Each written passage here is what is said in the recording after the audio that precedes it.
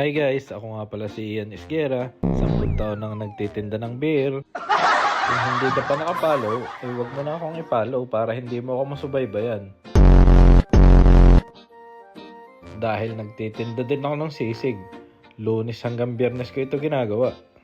Katapos naman ito sa Sabado, may part-time job ako. Wow! Kaya maglulumi muna ako. Dahil didiretso na ako sa part-time job ko. Kailangan nating magtiyaga at magtiis para umasenso sa buhay. First bite, thank you Lord! Ihahatid na ako ni baby at ni Mrs. dahil padating na ang pinabook ko na Grab. Nagmamadali na nga ako nito dahil mahuhuli na ako sa aking part-time job.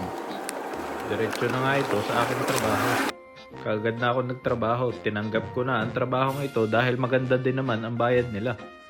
Magpiprito lang ako ng pusit at saka ng hipon. Minsan may baka din. Pagkatapos ko dito, magdi-deliver naman ako ng sushi. Extra bayad din ito, kaya paldo. Diretso na ako sa labas para maglinis. Dahil tumawag si Mrs. madami daw order ng sisig at beer. Kaya kailangan umuwi sa Pilipinas. Paldo! Kaya yan, takbong pogi lang tayo dyan.